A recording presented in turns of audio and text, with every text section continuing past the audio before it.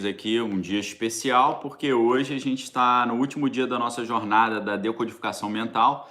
Quem está estudando conosco aqui esses dias está aprendendo conteúdos assim inestimáveis em termos de proteção da mente, crescimento da consciência, né, do pensamento. Estão crescendo muito como pessoa, obviamente, né? Estão recebendo informações assim que raramente você vai ver esse tipo de informação chegando para você através de outro caminho. Bom dia a toda a galera que está chegando aí já, o André, obrigado a todos aí, o Valdeci está na área, obrigado Valdeci. O Valdeci já entrou no clube de leitura, tá, pessoal?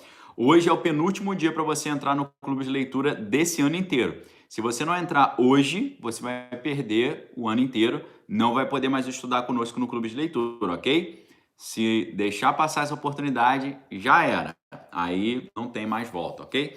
Hoje é muito especial porque a gente está encerrando assim de forma muito gloriosa, né? Com uma reflexão sobre a obra do saudoso, né? Infelizmente, né? Saudoso professor Olavo de Carvalho.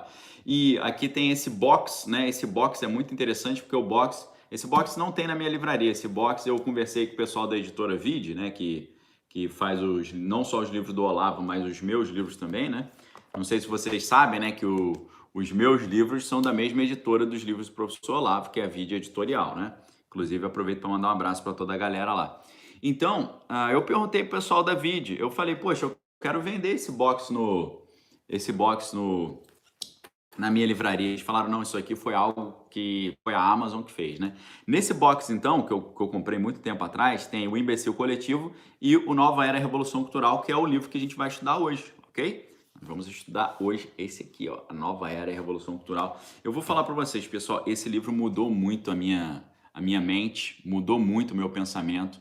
Foi um antes e depois na minha caminhada, foi um antes e depois na minha jornada, né? Então, eu vou explicar para vocês hoje por que esse livro me marcou tanto, ok? Valdeci falando, me arrepender de não ter entrado no primeiro convite. Valeu, Valdeci. É isso aí. Inclusive, né, sempre quem entra no começo tem um benefício. O pessoal que entrou no começo teve um descontaço de 25%, né? Então, pessoal, sempre que eu anunciar alguma coisa para vocês, e eu falar assim, entra agora que você vai ter um desconto, tem que aproveitar. A galera conseguiu um descontaço, pegou o curso lá no início já bem mais baratinho, né? Sempre quem entra no início tem desconto, né? É igual você tá vendo hoje IPVA, né? IPVA se você pagar logo no início do ano, você tem, sei lá, 15%, 20% de desconto. Se você deixar para pagar em cima da hora, não vai ter desconto, ok? Então, pessoal, esse livro aqui é interessantíssimo. O subtítulo do livro, Nova Era Revolução Cultural, é Fritiot Capra e Antônio Gramsci. O que significa isso? O professor Olavo está claramente aqui fazendo uma associação entre os conceitos da nova era e a questão do marxismo, né? Como é que a nova era, propondo uma nova maneira de encarar a ideia de Deus ou a religião, ou quase uma religião sem Deus, né? Em muitos casos, é uma espécie de religião que endeusa o ser humano, praticamente. Então, assim, é um negócio bem, bem estranho, mas que o professor percebeu uma consonância entre a proposta da nova era e a proposta da revolução cultural marxista, ok? Então, assim, é uma obra que já de cara começa te impressionando, porque aqui no início, na capa, né, tem um desenho. Aí você olha que desenho é esse? É o desenho de Behemoth e Leviatã, que são seres espirituais malignos que funcionam como essas forças anticristãs que querem trazer aí tentar acabar com a era cristã e propor a ideia de uma espécie de nova era, né? Então, é um pouquinho essa ideia da capa. Então, a capa já começa te dando assim uma surpresa muito positiva, muito interessante. E o livro ele é muito legal porque ele começa com uma frase do William Butler Yeats, tá? E o professor Olavo sempre muito assim, é uma escritura muito estilosa, né? Requintada, refinada. É uma qualidade literária muito muito impressionante, né? Uma referência assim para quem quer ser um escritor, né? Para quem quer trilhar uma jornada como escritor, é realmente um negócio que serve de benchmark, né? Que serve de referência. E deixa eu só colocar para a galera que está no YouTube aqui o link para o pessoal poder se inscrever no clube de leitura, tá? Tô colocando o link para vocês agora aí. Para quem tiver no Instagram, o link para se inscrever está disponível na bio, né? Na descrição do perfil. Vou tomar uma aguinha aqui rapidinho. Então, pessoal, a frase está em inglês, mas eu vou traduzir aqui para vocês. Está escrito assim a frase que inicia o livro, ok? A maré cor de sangue foi solta e está em todos os lugares. A cerimônia do inocente foi afogada, os melhores perderam sua convicção, enquanto os piores estão cheios de apaixonada intensidade, ok? É exatamente aquela ideia, né, de que para que o mal prevaleça, basta que os bons fiquem calados, né? Então, o professor Olavo está já começando o livro falando fazendo uma crítica ao mundo atual, mostrando como, infelizmente, no mundo atual, o mal parece estar crescendo e o bem parece estar se enfraquecendo, né? Então, por que isso? Porque isso faz parte de uma era, na verdade, é uma era que está sendo formada, mas também é um planejamento muito bem bolado, muito antigo, que essas forças anticristãs têm feito e desempenhado há tantos anos, né? Então, o livro, A Nova Era Revolução Cultural, ele faz parte de uma trilogia, né? Que é a Nova Era Revolução Cultural, Jardim das Aflições, que eu acabei de mostrar para vocês aqui, e o famoso Imbecil Coletivo. Agora o Imbecil Coletivo, ele voltou para a editora Vide, né? Cadê o Imbecil Coletivo novo? Ali em cima tem o Imbecil Coletivo da editora Record, né? Mas agora ele voltou para a editora Vide, né? Deixa eu mostrar para vocês aqui rapidinho. Valdeci já está na área, né? Então, Valdeci, se liga só, vou pegar o livro aqui, inclusive para mostrar para a galera que a minha estante não é falsa. Aqui está o Imbecil Coletivo novo e aqui está o Imbecil Coletivo antigo, ok? Quando o professor Olavo começou a ganhar mais expressão, a editora Record chamou, né, para fazer o Imbecil Coletivo por lá. Então ficou essa edição aqui pela editora Record, ok? Mas aí agora a editora Record não quis mais fazer, então o Imbecil Coletivo voltou para a editora Vide, tá? Isso para nós tem um lado bom. É claro que a editora Record é maior, né, distribui melhor e tal, mas quando o livro volta para a editora Vide, eu consigo trazer para vocês com um desconto muito melhor, ok? Então essa trilogia hoje, que é, deixa eu separar aqui para vocês, né? Como é que isso está hoje. A gente tem até o Jardim das Aflições também, numa edição capa dura. Essa edição minha, capa dura do Jardim das Aflições, eu não lembro onde está, sabia, pessoal? Estou meio preocupado com isso. Depois eu vou ter que procurar com calma aqui. Então, olha só, a trilogia, então, são esses aqui, ó.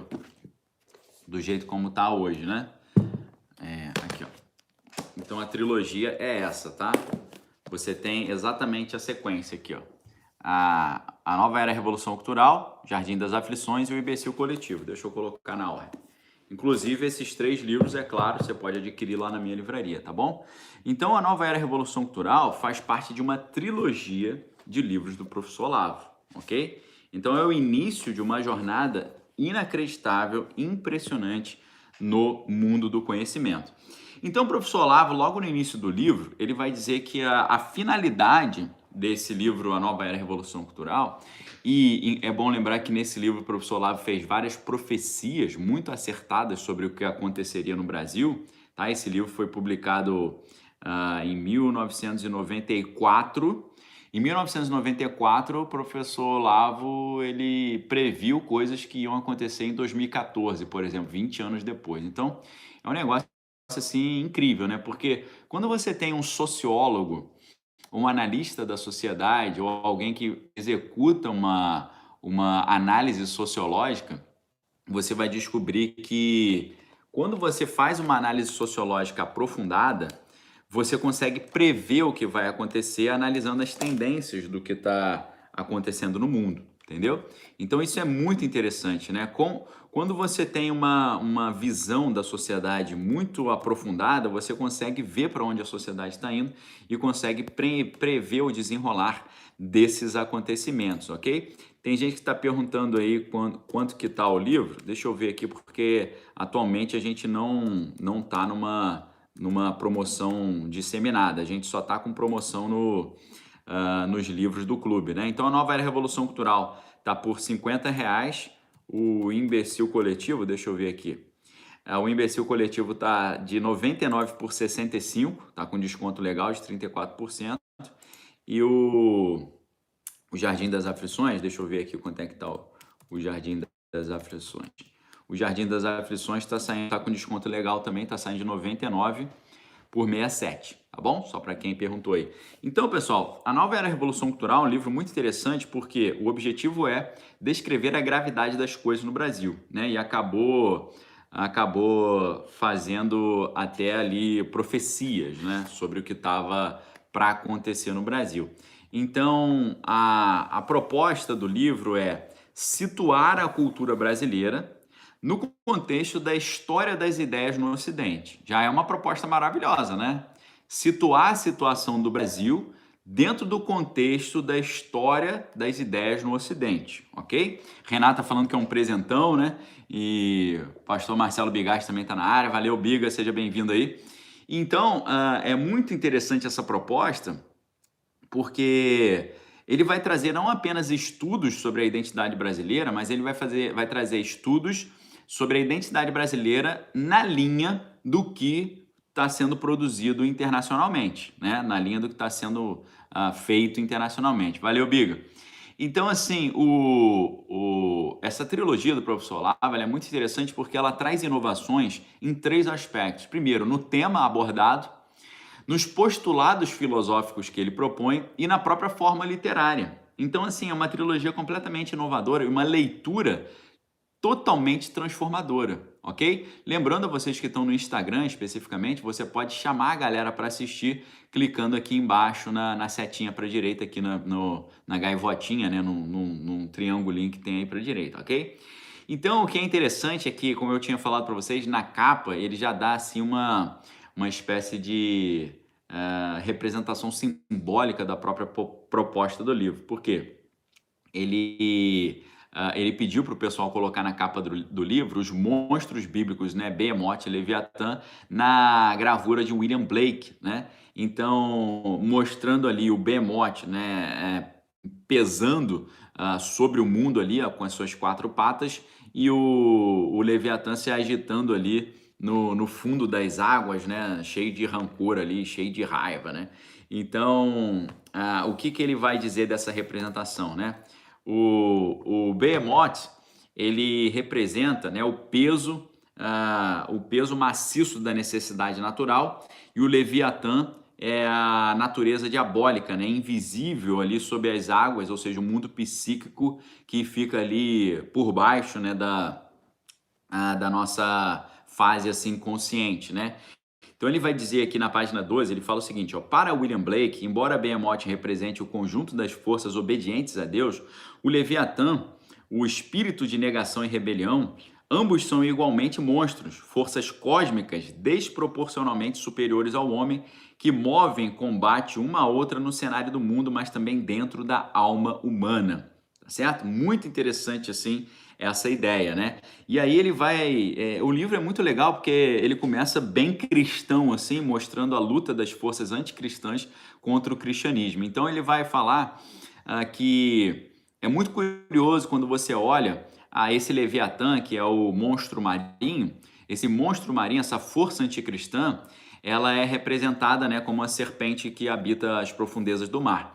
E o que é legal, que o professor Olavo aponta, é que quando Jesus chama os primeiros apóstolos, eles falam, são apóstolos que são pescadores, né? Então ele fala, vamos pescar agora homens e mulheres. Então a relação curiosa que o professor coloca aqui é que os apóstolos pescadores são aqueles que vão fisgar Leviatã e destruir esse monstro marinho anticristão, ok? E eu pergunto aí, quem quer ser um pescador de homens e de mulheres? Quem quer trabalhar para fisgar o monstro marinho anticristão e destruir esse paradigma anticristão que vem se levantando sobre o mundo, ok? É para isso que a gente tem feito esse trabalho aqui, pessoal. No final das contas, a gente está falando sobre filosofia, a gente está falando sobre arte, cultura, cinema, literatura, mas no final das contas, o objetivo da nossa conversa, a finalidade do nosso papo é fazer você entender que existe uma luta do bem contra o mal, e que essa luta do bem contra o mal, ela se traduz politicamente, culturalmente, socialmente, através de uma aversão ao cristianismo, de um anticristianismo. A Evelyn já falou que ela quer estar dentro dessa luta. Então, a minha proposta é prepará-los para essa batalha, que é uma batalha contra a ignorância, que é uma batalha contra o secularismo, que é uma batalha contra o ceticismo, é uma batalha contra o relativismo. Então é para isso que eu estou preparando vocês. Jesus, ele diz para os cristãos: ide por todo mundo e fazei discípulos, ok?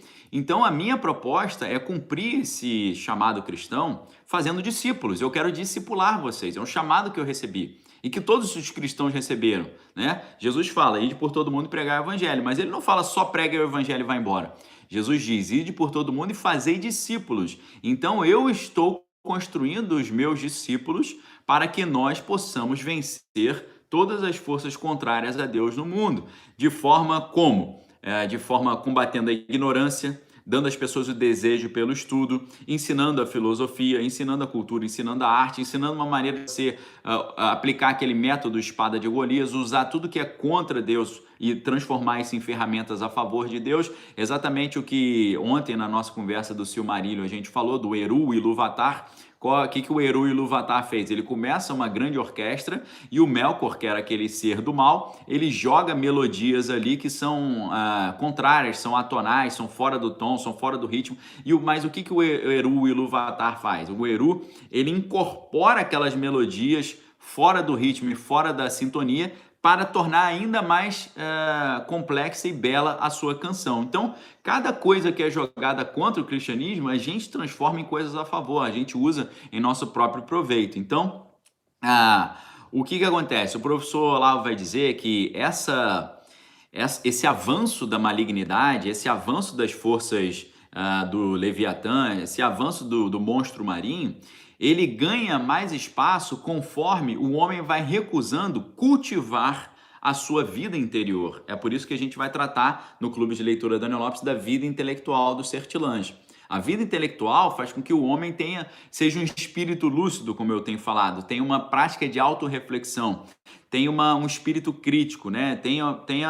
Ele cultive a sua alma lendo, orando, meditando nas coisas de Deus. Então, a falta desse cultivo da vida interior, a falta do homem parar e pensar sobre o seu interior é o que traz o avanço do mal. E nesse sentido, entra toda a questão ali do próprio Michel Foucault, quando ele vai falar no Vigiar e Punir, no seu livro, ele vai falar sobre o biopoder, a biopolítica. Como é que é o biopoder? O biopoder é deixar o homem totalmente vulnerável ao controle do Estado, deixar o homem totalmente vulnerável a ser controlado por forças alheias.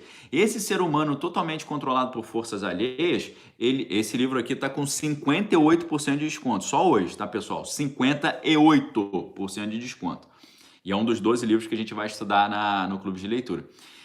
Essa força, esse controle sobre o homem, ele torna aquilo que Foucault vai chamar de o homem enquanto um corpo dócil. O que são os corpos dóceis que Foucault vai dizer? É o corpo que é manipulável, é a estrutura do poder agindo sobre o corpo. De que forma? Fazendo com que o corpo fique 24 horas distraído, 24 horas entorpecido, como se fosse um panis et circenses, né? Um pão em circo constante, de forma que o homem não tem tempo nem energia sobrando para refletir sobre a sua própria vida e fazer uma reflexão crítica sobre o que está acontecendo, ok? A Sueli Carrara está falando, quero participar do clube aí, do clube de leitura, né? Então, Sueli, depois eu vou pedir para minha equipe entrar em contato com você. Se vocês puderem anotar aí, Wagner, é sueli.carrara. Manda um direct para ela com o link aí para ela poder se inscrever e ver se ela tem alguma dúvida aí, ok? Então, a Evelyn está falando, é um controle disfarçado de proteção, é exatamente isso. Então, o que o professor lá vai dizer é que o Leviatã, que são as forças anticristãs e contra o conservadorismo, o Leviatã ele só avança onde não há o hábito da vida interior, ou em cultivar a vida interior. Essa, inclusive, é uma tese muito interessante, porque é uma tese que vai de encontro à tese do primeiro grande teórico da comunicação, que é o Herbert Marshall McLuhan, né?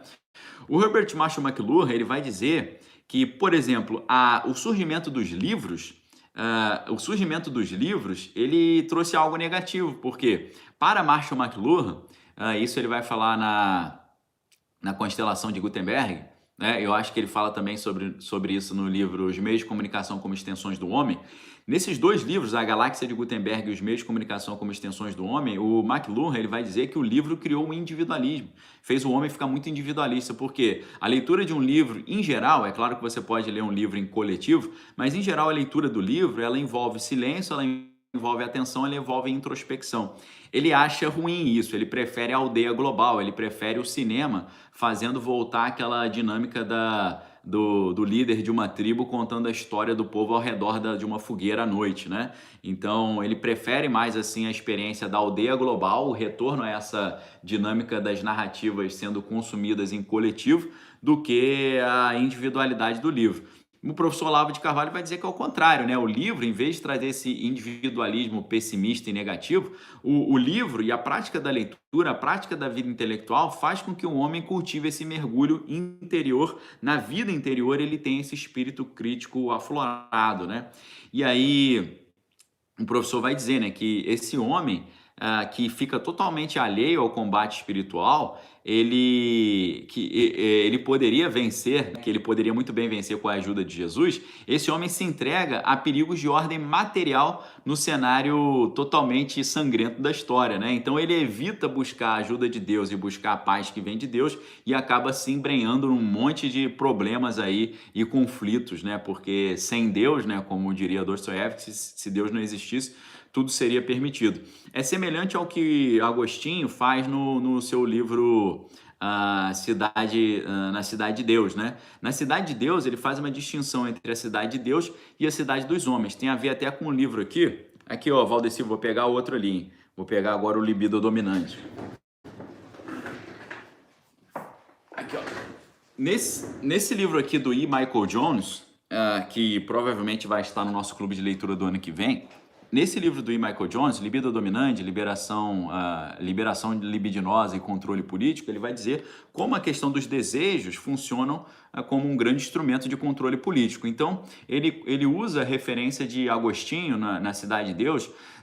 No livro Cidade de Deus, Agostinho ele vai propor duas maneiras de você governar o homem.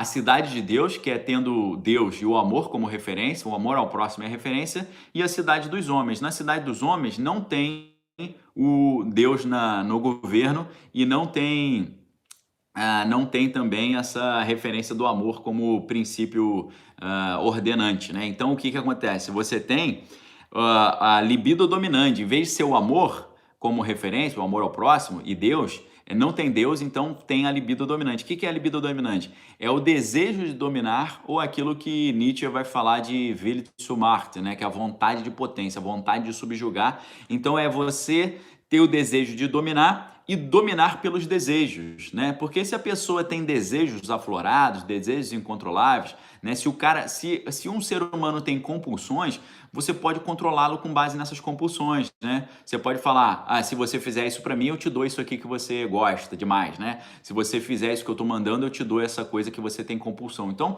quando o ser humano ele tem desejos incontroláveis ou compulsões, ele fica muito facilmente dominado, né? Então, essa é a dicotomia entre a cidade de Deus, governada pelo princípio do amor ao próximo e por Deus, e também a ideia da cidade dos homens, né? O R.F. Desião tá falando, eu vou estar no próximo ano também, muitíssimo boa essa ideia, valeu, obrigado, tá?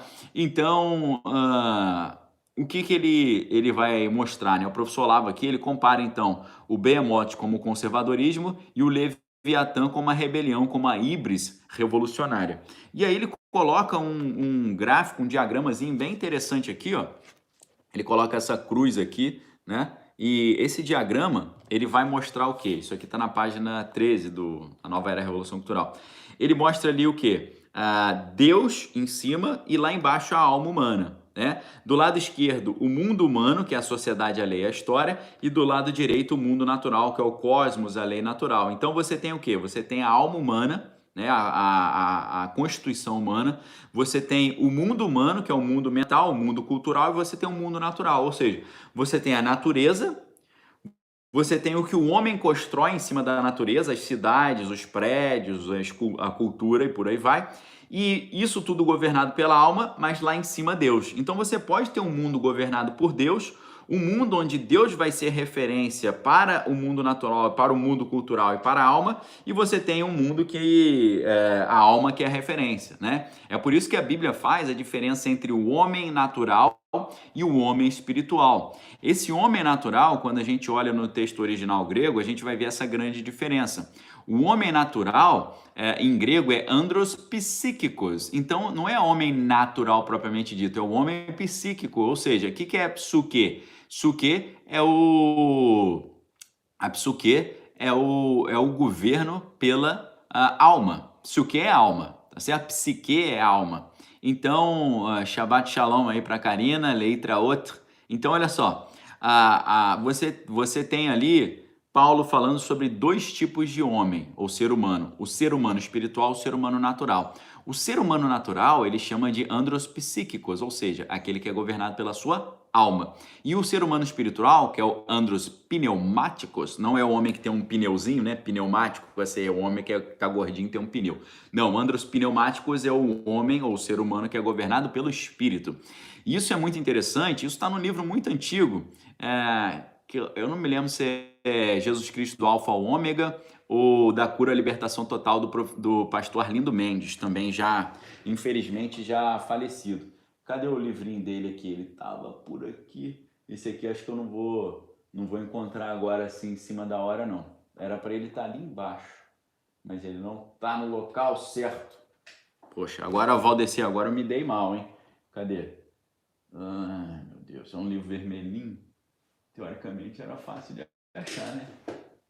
Eu não achei, não.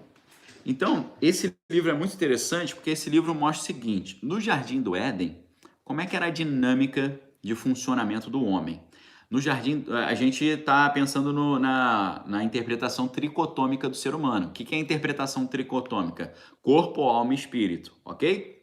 Como era a dinâmica edênica, do Éden, né? Lembrando que Gan Eden, em hebraico, o jardim do Éden, significa o jardim das delícias, né? O jardim do prazer. Então, o Gan Eden, o jardim do Éden, ali, a gente tinha uma seguinte dinâmica de comando de ação no Éden. Você tinha o espírito conectado com Deus, o espírito saudável, governante, né? Comandando o corpo, o espírito recebendo orientações de Deus e o espírito recebendo orientações de Deus governando a alma e a alma governada pelo espírito conduzindo o corpo. Então você tinha uma sequência de comando no Jardim do Éden, você tinha o espírito de Deus passando instruções para o espírito do homem passando instruções para a alma e a alma coordenando o corpo, ok? Quando você tem a queda, quando você tem a saída do Éden, você tem o inverso disso. Você tem a carne, o corpo dominando tudo, os desejos carnais, os desejos humanos, as paixões humanas dominando tudo, a alma sendo governada pela carne, porque a alma ali, a personalidade vai sendo comandada por isso.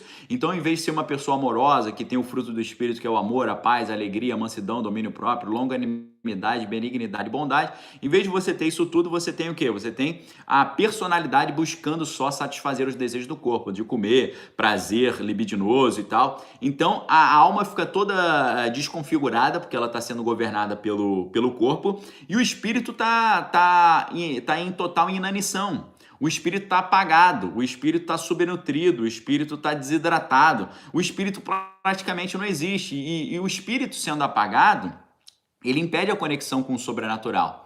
Então, a dinâmica do mundo natural hoje é o quê? A pessoa sendo governada pela carne, pelo corpo, e o corpo dominando a alma, o intelecto da pessoa todo funcionando com base a fofoca também, a cobiça, valeu, Profeta Geek. A personalidade, que é o intelecto da pessoa, sendo totalmente configurada a partir da satisfação dos desejos carnais, do hedonismo, da cobiça, né, da vaidade, da arrogância. E o espírito totalmente apagado, ele não existe praticamente. Então, como é que você faz essa transformação? Você tem que passar pelo novo nascimento da água e do espírito, né? Por isso que Jesus fala para Nicodemos em João 3, o que é nascido da carne é carne, que é nascido do Espírito é Espírito, todo aquele que não nascer da água e do Espírito não herdará o reino de Deus, ok? Então, como é que faz para transformar isso? Você tem que passar pelo novo nascimento da água, da palavra e do batismo e o novo nascimento do fogo do Espírito Santo. Quando você passa por esse novo nascimento, você volta a ser um cidadão do Éden. Por quê? Você se transforma naquilo que Jesus vai falar em João 3. O que ele vai dizer? O homem que é nascido de Deus não sabe de onde vem nem para onde vai, porque ele é conduzido pelo vento do Espírito. Ou seja, o Espírito Santo de Deus, quando a pessoa passa pelo novo nascimento, o Espírito Santo de Deus conduz o espírito humano conduz a alma e a alma governa o corpo, freando o corpo de querer satisfazer imediatamente todos os seus desejos, ok? Então, é essa dinâmica que o professor Olavo está mostrando. Ele está mostrando aqui que você poderia ter um mundo muito legal, como é a cidade de Deus para Santo Agostinho. Você poderia ter um mundo em que o Espírito de Deus governa o espírito do homem em total conexão com Deus governa a sua alma é configurada através dos princípios bíblicos cristãos, e a sua alma completamente governada por esses princípios divinos controla o corpo para que o corpo seja um instrumento de bênção para o próximo e não de satisfação egoísta dos desejos humanos. Só que, né, para você ter essa dinâmica da cidade de Deus, você precisa ter essa experiência de conversão com Deus, essa experiência de ser batizado pelo fogo e batizado na água, né? Você nascer de novo da água, da palavra e do fogo do Espírito. Agora, o mundo hoje não, o mundo hoje é totalmente travado do Espírito, não tem conexão com o mundo espiritual, não consegue entender o mundo espiritual, eles são seres naturais, psíquicos, né? Governados pela alma e pela vaidade do corpo, e não conseguem ter essa noção do que é o mundo espiritual. Então, é isso que o professor Olavo mostra, né? E onde entra o Frithjof Capra aí? Né? O Frithjof Capra entra com esse holismo que ele chama de holismo neocapitalista. Seria o que é o holismo? É ele dizer que nós valorizamos o ser humano como um todo, mas na verdade tem uma grande arapuca aí. E o Gramsci é a total devastação cultural. É a destruição da cultura e a criação de uma espécie de religião horizontal, uma religião que é horizontal, ou seja, ela não conecta a Deus, é uma religião onde não tem Deus, é a religião que o homem é Deus. É por isso que Shirley MacLaine ficava repetindo, né, falando para os seus adeptos, né, ficar repetindo aquela ideia do eu sou, I am, eu sou, porque eles querem assumir para eles essa expressão divina, né, do Deus Todo-Poderoso. Então, ele vai falar sobre como é que funciona isso. Isso funciona por meio das ideologias, né? Ele vai dizer na página 14, as ideologias tendiam a ocupar totalitariamente o cenário inteiro da vida espiritual e a negar, ao mesmo tempo, a totalidade metafísica e a unidade do indivíduo humano, reinterpretando e achatando tudo no molde de uma cosmovisão unidimensional. Ou seja, a ideologia, você pensar na ideologia marxista, por exemplo, ela é um substituto para Deus. Né? Eles tiram Deus e colocam a ideologia marxista como um substituto para Deus. Mas é uma ideologia que mata o espírito, o ser humano deixa de ter a sua verticalidade, o seu contato com Deus, e ele fica ali numa cosmovisão completamente unidimensional, horizontal, ou seja, só existe o mundo material e essa é a nossa religião, seria, né, a religião que eles vão professar dentro dessa dinâmica, né? Então, é muito interessante a maneira como esse livro começa. Ele começa já te surpreendendo completamente, porque você acha que você vai começar o livro lendo assim, sei lá, ele fazendo uma crítica ao marxismo, né? Tipo o Ludwig von Mises, né? No livro Marxismo Desmascarado, que é um dos livros que a gente vai estudar no Clube de Leitura Daniel Lopes 2022. Inclusive, eu quero lembrar para quem está chegando agora, Marxismo Desmascarado está com 56% de desconto, só hoje, ok? Imperdível. E você só vai poder se inscrever no Clube de Leitura agora nesse dia de hoje.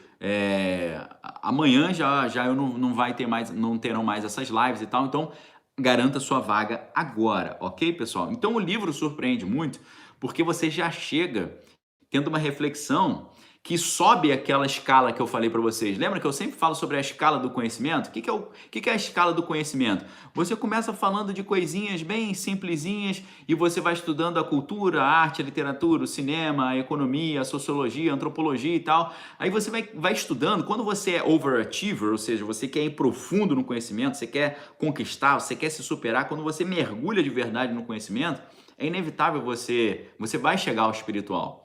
E no espiritual, é claro que você tem dois caminhos. A via da mão esquerda e a via da mão direita. Você tem o que os americanos chamam de left hand path, né? O caminho da mão esquerda, que é o caminho do mal, que é o que eles chamam de, na magia mais maligna, eles chamam de árvore da vida Cliff-Oates, né? Você tem a árvore da vida normal, com as suas 10 esferas mais a 11ª, que é a esfera da At.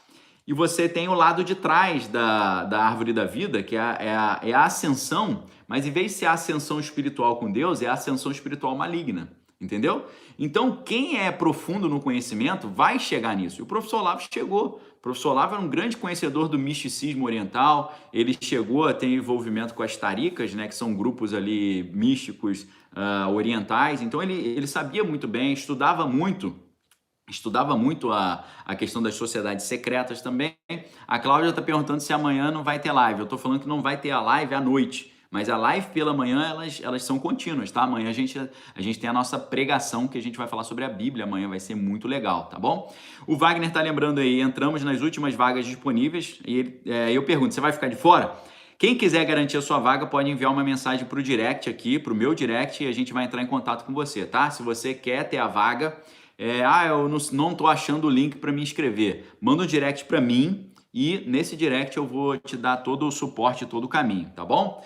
Então, você começa a ler um livro desse, você acha que você vai ler críticas ao marxismo. Não, o professor Olavo já começa indo no topo dessa discussão, mostrando a luta espiritual que está por trás disso tudo, ok? E eu quero dizer, pessoal, um negócio muito sério para vocês aqui agora, prestem muita atenção, tá? Eu quero dizer um negócio muito sério para vocês aqui agora. O homem, o ser humano que não faz essa jornada, vira uma massa de manobra. E o ser humano que faz essa jornada e quando ele chega no topo do conhecimento e ele escolhe o caminho de Deus e não o caminho do diabo, para fazer a sua ascensão espiritual, você pode fazer a sua ascensão espiritual pelo caminho normal, com Deus, ou pelo caminho oculto, tá? O caminho do ocultismo. É claro que o caminho com Deus vai dar um lugar certo e é muito melhor. Quando você faz esse caminho, você descobre que Deus não apenas existe, mas Deus quer morar dentro de você e Ele quer ter um relacionamento direto com você. Então é por isso, pessoal, que eu quero dizer para vocês que esse caminho, na minha opinião, ele te conduz para onde? Ele te conduz para Deus. Quando ele te conduz para Deus, você entende que Deus mandou o seu Filho Jesus para fazer essa ponte entre Deus e os homens. Como o apóstolo Paulo fala, ninguém pode pôr nenhum fundamento além do que já está posto, que é Jesus Cristo. Jesus Cristo é o fundamento. Ninguém pode pôr outro intermediador além do que já está posto, que é Cristo. Cristo é o intermediador entre Deus e os homens. E quando você descobre que você tem um caminho no conhecimento, onde você chega ao conhecimento espiritual e você encontra com Deus e descobre o Filho de Deus, que foi enviado para nos salvar, você descobre que esse Filho de Deus e esse Deus, eles são uma trindade que tem o Espírito Santo e essa trindade, ela quer ter um relacionamento direto com você e ela quer que você passe pelo novo nascimento da água e do Espírito. Por isso, pessoal, que eu digo para vocês que ser cristão é ser um cristão pentecostal, é ser um cristão carismático. Você precisa cultivar essa conexão com o Espírito na prática. A melhor maneira de você ser uma pessoa autoconsciente, ter autonomia de pensamento, autonomia espiritual, é você estar totalmente sintonizado. Então, para mim, a conclusão dessa jornada no conhecimento é você chegar a Deus e você passar pelo novo nascimento da água e do Espírito, da palavra e do fogo do Espírito. Então, o cristão pentecostal é a consumação dessa jornada. A postura cristã pentecostal, que valoriza um mundo onde Deus está presente, um mundo onde Deus se revela, um mundo onde Deus manifesta sinais, prodígios e maravilhas, revelação, dom de sabedoria, palavra de conhecimento, operação de maravilhas, variedade de línguas, interpretação de línguas. E essa, para mim, é a conclusão dessa jornada. E eu tenho como missão, né, como vocação, te treinar para isso. Então aqui a gente está te treinando no conhecimento sobre cinema, sobre arte, sobre cultura, sobre política, sobre sociologia, sobre antropologia, sobre linguística, sobre artes plásticas, escultura, a música, a teoria musical, a ciência política. Nós estamos falando sobre isso tudo para nós fazermos esse processo de ascensão espiritual pelo caminho certo. E esse processo termina com você tendo um encontro marcante com Deus, sendo batizado na água e no fogo do Espírito. Então, pessoal, para o segundo semestre, prestem muita atenção, isso aqui é muito sério. Para o segundo semestre, eu vou apresentar para vocês um projeto, e é um projeto que é o projeto da minha vida, é um projeto muito ousado, mas eu quero que vocês estejam nesse projeto. Eu vou apresentar para vocês um projeto para você estudar o que é esse verdadeiro cristianismo, que é o cristianismo em conexão direta com Deus, que é o cristianismo pregado pelo profeta Joel em Joel 2, que é o cristianismo pregado em Atos dos Apóstolos, que é o cristianismo pregado por Paulo nas suas epístolas, que é o cristianismo verdadeiro na nossa opinião, que é o cristianismo do contato direto com Deus, é o cristianismo do Pentecostes, é o cristianismo de Deus agindo em nosso meio, é o cristianismo do vento do Espírito nos coordenando, é o cristianismo do Espírito de Deus dando instruções para o nosso espírito, para que nós possamos comandar a nossa alma e comandar a nossa carne.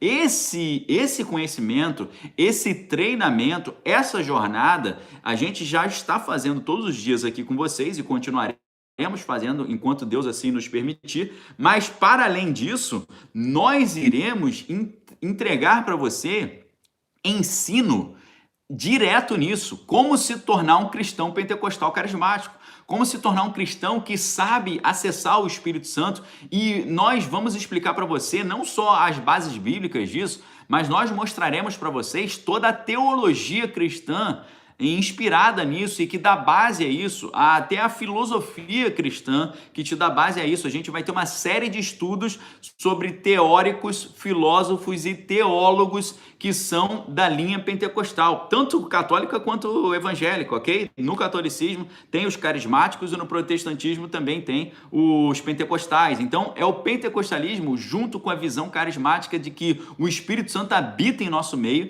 e o Espírito Santo é aquele que precisa estar em direto contato conosco. É a ideia de um mundo que Deus está sempre presente, de um Deus que está ali dentro de você para te indicar o que você deve fazer, para te dar revelação do que você precisa fazer, um Deus que está ali para te orientar naquilo que você precisa ser, e isso tudo com fundamentação filosófica e teológica, ok? A Cíntia está perguntando por que pentecostal. Então, no Antigo Testamento, a Bíblia fala o seguinte, né? Deus dá uma ordem no Antigo Testamento, ele diz o seguinte: três vezes ao ano, todo o homem adulto terá que ir junto com a sua família para Jerusalém, né? Então Deus diz que 3 vezes por ano o povo de Deus tem que se reunir em Jerusalém para uma determinada celebração. Na verdade, são 3 celebrações: é a Páscoa, o Pentecostes e a festa das barracas, ok? A Páscoa é Pessah em hebraico, Pentecostes eu esqueci o nome agora, é a festa da colheita, e a festa das barracas é Sukkot. Por quê? A Páscoa, primeiro, é você ser livre da morte pelo sangue do Cordeiro. Lembra lá no Egito, quando veio o anjo da morte e Deus falou, olha só, para você ser liberto do anjo da morte, para o seu primogênito não ser levado pelo anjo da morte, você precisa passar o sangue do cordeiro no umbral da sua casa e tirar todo o fermento de dentro da sua casa. É por isso que, junto com a festa da Páscoa, tem a festa dos pães ázimos. Nessa semana da Páscoa, eles não podem comer pão fermentado, por isso que eles comem o pão, que é o pão matzá, que é o pão sem fermento, e não pode tomar vinho fermentado, é só suco de uva, ok? Então, olha só, na Páscoa, o que acontece? É purificação espiritual, porque o fermento representa o pecado. Basta você ver Jesus: não vos contamineis com o fermento dos fariseus, ou seja, o fermento na Bíblia representa o pecado. Então, como é a Páscoa? A Páscoa é: tira o pecado de dentro da sua casa para que o Cordeiro possa te proteger. É a vida cristã, o caráter cristão é isso, é transformação de vida. Você para de pecar e você começa a andar nos caminhos de Deus na via sobrenatural, conduzido pelo vento do Espírito. Então isso é a Páscoa. O que é a Páscoa? Você tira todo o pecado da sua vida, todo tipo de porfia, dissensão, inveja, os pecados de natureza libidinosa, os pecados da mente, né? As brigas e tal, a sua arrogância. Você limpa a sua casa do pecado. Você recebe o sangue do Cordeiro na sua vida, que é Cristo, e você passa o sangue do Cordeiro na porta da tua casa. Esse é o livramento. Então o anjo da morte vem e não pode entrar na tua casa porque a tua casa está protegida pelo sangue do Cordeiro, que é Cristo. Receba essa proteção onde você está agora, em nome de Jesus, amém? Receba Jesus na sua vida, que é o Cordeiro de Deus que tira o pecado do mundo, conforme João Batista falou, e receba na sua vida a purificação que vem através do fogo do Espírito, amém? Fogo em grego é pyros. Pyros da origem é purificar. A palavra purificar significa passar pelo fogo. Quem passa pelo fogo não consegue mais pecar. Quem passa pelo fogo não anda mais pecando, ok? O apóstolo João diz na sua epístola: quem é filho de Deus não anda em pecado. Mas se vocês pecarem, temos um advogado que é Jesus Cristo, que para te defender, ok? Então, quando você passa pelo batismo do fogo do Espírito, você é purificado espiritualmente, sai todo o fermento da sua casa e você não consegue mais pecar, você não consegue mais ficar se embriagando, você não consegue mais ficar mentindo, você não consegue mais adulterar, você não consegue mais fazer falcatrua, porque o fogo do Espírito te purificou e o Espírito Santo está habitando dentro de você e você agora tem a mente de Cristo. E aí o que acontece? Quando você passa por essa purificação, o sangue do Cordeiro, ele vai para frente da porta da tua casa para te proteger. Essa é a primeira festa que todo o povo de Deus precisava lembrar uma vez por ano, tá certo? 3 vezes por ano. A primeira festa é a Páscoa. O que na Páscoa eles vão sempre estar lembrando todos os anos? A festa da Páscoa é você lembrar que nós somos pecadores, mas nós fomos purificados, nós tiramos todo o fermento de dentro da nossa casa, a gente não consome fermento, ou seja, pecado, e nós recebemos o sangue do Cordeiro que tira o pecado do mundo e nos protege da morte.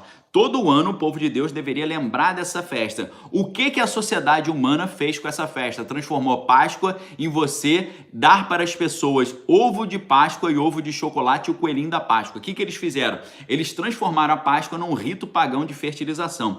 Porque Páscoa, né? Você até tem, em inglês, você tem 2 nomes para Páscoa, né? Você tem a Easter, né? Eles chamam a Páscoa de Easter. Easter é o quê? Vem de Istar, que é Astarote, que é a deusa da fertilidade. Ou seja, a festa da Páscoa, ela acontece enquanto o povo que cultua demônios e anjos caídos estava cultuando os deuses da fertilidade, fazendo orgias e bacanais. Então, o que o mundo faz? Ele, em vez de transformar a Páscoa na purificação da nossa vida pessoal, na nossa santificação, e a Bíblia diz que sem santificação ninguém verá a glória de Deus, ok? Se você quer ver a glória de Deus, tem que se santificar. Hebreus 12:14 diz: segui a paz com todos e a santificação sem a qual ninguém verá o Senhor. Então, você tem que se santificar. Cristão tem que se santificar e acabou, não tem conversa. Cristão não fala palavrão, cristão não xinga os outros, cristão não fica humilhando o outro, cristão não é arrogante, cristão é manso, cristão é humilde. O que eles fizeram com a Páscoa? Transformaram a Páscoa da salvação em Jesus Cristo e da libertação da morte, da santificação do cristão, transformaram isso num culto de fertilização. Por quê? Porque o coelho é um símbolo do culto de fertilização, porque o coelho ele é um animal que se reproduz muito, ele tem muitos filhotes, então ele é símbolo de fertilização, símbolo de orgia, é por isso que a capa, né, de revistas íntimas aí tem o coelho na frente. E o ovo também, o ovo é um símbolo da fertilidade. A gente tem 3 grandes símbolos que eram cultuados pelos cultos de fertilidade: o coelho, o ovo e a pinha. Esses são 3 símbolos muito importantes que você vê no Império Romano, e hoje ainda você vê casas que tem uma pinha no muro, que tem a pinha no telhado. Lá em Roma, né, no antigo, referindo ao antigo Império Romano, você vai ver muito essa simbologia do ovo, da pinha, do coelho. E são cultos de fertilização pagãos, muitos deles diabólicos, como as Saturnalhas, os bacanais também, do culto ao deus Baco, lá nos ritos dionísicos, né, que eram ritos bem satânicos. Então, essa é a primeira festa. A primeira festa era da Páscoa. A segunda festa é a festa de Pentecostes. O que é a festa de Pentecostes? É a festa da colheita. Pentecostes, por que é esse nome Pentecostes? A festa do Pentecostes, ela acontece 49 dias depois da Páscoa. Na verdade, não 49 dias. Depois de 49 dias, no 50º dia é a Páscoa. Então, eles sempre estão pensando em matriz de número 3 ou número 7, não? Então, 7 vezes 7 dá 49. 7 vezes 7 dias depois da Páscoa é a festa de Pentecostes. Por isso que é Pentecostes. Pentecostes é o quê? 50 dias depois. Então, O Pentecoste é a festa da colheita. É quando você se purificou, você tirou o fermento da sua casa, você recebeu o livramento divino, você agora é uma nova pessoa e você aceitou o Cordeiro que tira o pecado do mundo, que é Jesus Cristo, e o sangue do Cordeiro está no umbral da sua porta te protegendo. Então, depois de 50 dias da Páscoa, você já está purificado, o sangue de Jesus te libertou e agora você vai fazer o quê? Você vai colher. Aí é a festa da colheita. Então, quando os cristãos, na época de Jesus, estavam celebrando essa festa da colheita, foi quando aconteceu o cenáculo. O que é o cenáculo? O cenáculo era um local onde os cristãos estavam reunidos, isso está narrado em Atos dos Apóstolos, capítulo 2, e nesse local onde eles estavam reunidos, Jesus falou: ficar em Jerusalém. Antes de Jesus subir para os céus e ascender aos céus, depois da sua ressurreição, Jesus já ressurreto, Jesus ficou 40 dias depois que ele tinha ressuscitado aparecendo entre as pessoas, ok? Jesus ficou 40 dias andando pelo mundo aqui, depois que ele tinha ressuscitado, depois ele foi embora. E aí o que Jesus fala antes de subir? Ficar em Jerusalém até que do alto sejais revestidos de poder. Ok? Então, eles ficaram ali em Jerusalém, num lugar chamado cenáculo, esperando esse revestimento de poder, que já estava anunciado no capítulo 2 de Joel, que é um profeta do Antigo Testamento, né? No Antigo Testamento você tem os profetas maiores, que são Isaías, Jeremias, e você tem os profetas menores, que é Oséias, Joel, Amós, Obadias, Jonas, Miqueias, Naum, Abacuque, Sofonias, Ageu, Zacarias e Malaquias. Esses são os profetas menores. Entre os profetas menores, você tem Joel. Joel, no capítulo 2, ele falou que no futuro, no final dos tempos, o Espírito seria derramado sobre toda a carne, os velhos sonharão, os jovens terão visões. Então, o que acontece? Depois de 40 dias da festa da Páscoa, eles estavam lá esperando no cenáculo esse revestimento de poder. Eles ficaram em Jerusalém esperando esse revestimento. E aí, depois de muito esperar, desce o Espírito Santo através de sinais, prodígios e maravilhas com fogo e línguas de fogo, né?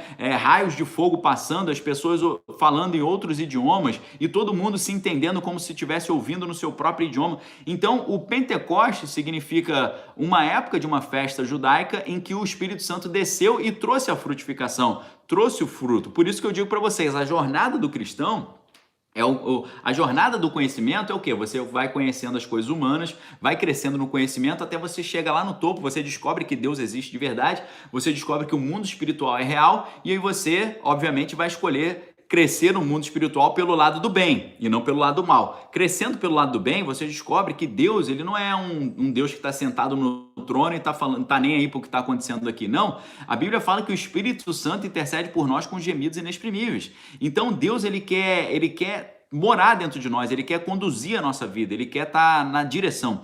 Então a jornada do conhecimento, ela termina com o cristão se transformando num cristão pentecostal, num cristão que vive no dia a dia a presença sobrenatural de Deus, ok? Inclusive, se você tiver com dúvida, pessoal, sobre o clube de leitura, pode enviar uma mensagem para o administrador do nosso grupo VIP no WhatsApp, tá? Por lá você também tem esse acesso, ok? Então, esse conhecimento, o professor Olavo, ele chegou nisso também. Ele sabia que o Espírito Santo de Deus estava morando diretamente conosco e você precisava estar nessa total sintonia. Então, no prefácio da segunda edição, o professor lá vai falar, né, do deslumbramento apalermado com que nós recebemos e enaltecemos como altas produções do Espírito, as ideias mais sonsas e descabidas que nos chegam do estrangeiro. Então, nessa página 19 do A Nova Era Revolução Cultural, o professor lá vai dizer como o brasileiro recebe de mão beijada um monte de groselha, um monte de bobagem que vem de fora, só porque veio de fora, só porque é coisa gringa, né? E ele vai dizer que os movimentos de esquerda, por exemplo, interessados sempre em reduzir toda a vida intelectual a um coro unanimista de reclamações, né? Então, o que o professor lá vai dizer? A postura da esquerda, ela reduz a vida intelectual a uma reclamação sobre o capitalismo, né? Como o capitalismo é ruim, como o capitalismo atrapalha e tal. Então, o que ele vai dizer? Que se aproveitando dessa ignorância das novas gerações, que eu não sei se você já percebeu, essa geração TikTok aí está num nível de ignorância inacreditável. Um nível de ignorância tremendo, um nível de ignorância absurdo. Esse pessoal não lê nada, não quer saber de nada, fica só naquela masturbação mental ali constante que eles ficam diretamente. Então, se aproveitando da ignorância dessas novas gerações, né, que quando despertam para o mundo da cultura, já despertam para o mundo da cultura dentro da propaganda ideológica como se fosse o modo natural de você despertar culturalmente, né? Então, quando você tem essa juventude que está totalmente alienada, quando eles têm um pequeno despertamento intelectual, ou para o mundo da cultura, é para o mundo da cultura totalmente impregnado pela ideologia esquerdista, né? Então, realmente é um negócio muito doido, né? Porque os caras vão ficar cantando, né? Fora o presidente, né? Abaixo os corruptos, né? E queremos viver, queremos curtir a vida doidada. É um negócio muito doido.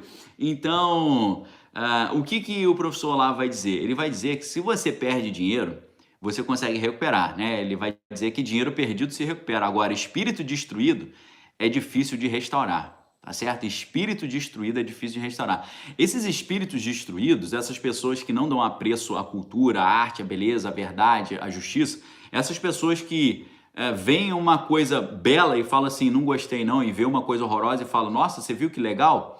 Esse tipo de pessoa é difícil você recuperar. É possível? É possível, mas é difícil. Esse grupo de pessoas eu chamo de almas cinzas, ok? Essas pessoas são o que eu chamo de grey walkers. Eles andam nas cinzas. Eles não conseguem ver o tamanho do perigo da escuridão e eles não conseguem perceber a beleza da luz. Eles não conseguem contemplar a luz e seguir para a luz, nem perceber que estão se aproximando da escuridão e sair correndo desse abismo. Eles são almas completamente chapadas, cinzas, né? Então, assim, essas pessoas ficam com um total amortecimento do senso de dever, né? Então, quanto menos essas pessoas cumprem a sua obrigação, mais cada um se crê no direito de acusar o próximo, né? O cara fica ali num total comodismo e o jovem tá lá, não arruma nem o seu quarto, né? Não arruma nem a própria cama, não arruma a cama, não arruma o quarto, não lava a louça e quer dar lição de moral, reclamar do capitalismo explorador, né? Ele é um sanguessuga dentro da sua própria casa, sugando a atenção dos pais, a finança dos pais e os pais idiotizados também bancando esses pseudo mini Che Guevaras aí revolucionários de Nike Shox e de Nintendo na mão, né? Então é um negócio realmente doido, né? Porque no final das contas você vê uma total manipulação psicológica, uma espécie de sabotagem psicológica, uma arte que o professor vai chamar, uma arte de aliciar, uma arte de aliciamento, ou seja, fazer uma revolução da mente para desencadear uma revolução política, ok? A Marisa tá falando, não lava nem a própria calcinha. Exatamente, não lava a própria calcinha e quer dar lição de moral. A Verônica tá lembrando, né, que o Jordan Peterson ele fala sobre isso. Inclusive, saiu um livro muito interessante que tem lá na minha livraria, que é Arrume o Seu Quarto, Reflexões sobre a Filosofia de Jordan Peterson, né?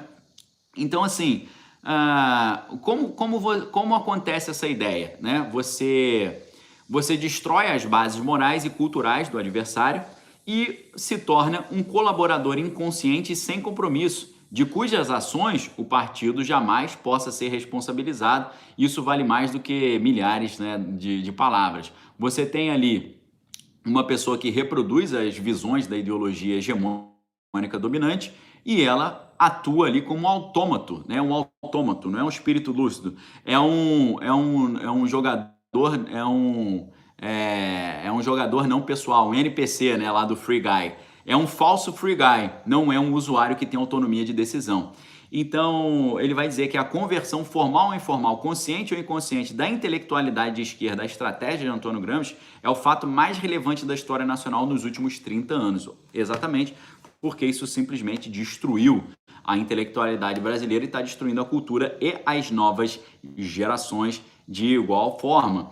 Então, o que a gente vai ver? A gente vai ver que é uma espécie de revolução passiva, porque você envolve várias coisas como espionagem política, chantagem psicológica, uma degradação cultural e uma agitação histérica. Falando em agitação histérica, a gente tem um livro que vai tratar exatamente dessa questão da histeria dentro do universo político, que é o Ponerologia, Psicopatas no Poder. O que o Andrew Lobachevsky vai dizer nesse livro, que a gente vai estudar no Clube de Leitura Daniel Lopes 2022? Ele vai dizer que as tiranias políticas, elas só podem ser feitas da seguinte forma: quando um tirano que tem traços de psicopatia, o que é o traço de psicopatia? quando ele vê o sofrimento humano, ele não ativa a parte do cérebro da emoção, ele ativa a parte do cérebro da linguagem. O que significa isso? Ele vê o sofrimento do próximo, e ele entende que o próximo está sofrendo, mas ele não sente nada. Ele é frio, calculista e insensível, ou seja, ele entende o sofrimento, mas o sofrimento não lhe toca. Isso é um traço de psicopatia, né? Então, as grandes tiranias, elas só acontecem quando você tem um líder que tem traço de psicopatia comandando uma multidão de histéricos. Os histéricos são as pessoas que são exatamente o contrário, elas só sentem, elas não refletem, elas não pensam, elas não têm o quadro lógico cognitivo, elas só têm reflexão automatizada de forma direta e imediata. Então, as grandes tiranias só funcionam assim, quando você fala assim, aquele lá é o nosso inimigo, aí fica todo mundo histérico. Enquanto isso, o tirano, que é o psicopata, ele tá lá totalmente insensível com o sofrimento alheio e não quer nem saber o que vai acontecer com todo mundo, ok? Então é exatamente isso que o professor Olavo está falando aqui, e isso é descrito no Ponerologia. Lembrando que esse livro Ponerologia está no Clube de Leitura e o prefácio do livro é do próprio professor Olavo. O livro acho que está com 50% de desconto só hoje, tá, pessoal? Então você vê ali, praticamente o Diabolos in Politica, né? Isso é o diabo na política. O que é o diabo na política? O que o diabo fez? O diabo arrumou uma rebelião contra Deus, fez um monte de coisa errada, aí quando Deus o expulsou do céu, o que ele falou? Poxa, Deus é injusto, olha que covardia, Deus me expulsou do céu. É exatamente isso. O pessoal faz e acontece. Vejam as coisas completamente abomináveis que foram feitas por todos esses movimentos aí de linha vermelha, e eles ainda se colocam numa posição de coitadismo, né? Olha só como é que o capitalismo é malvadão, eles não deixam a gente fazer o que a gente quer, né? Sair detonando tudo, né? Então, é um negócio assim é um negócio muito impressionante, né? Então, o professor, ele vai falar, vai fazer uma crítica, né? Além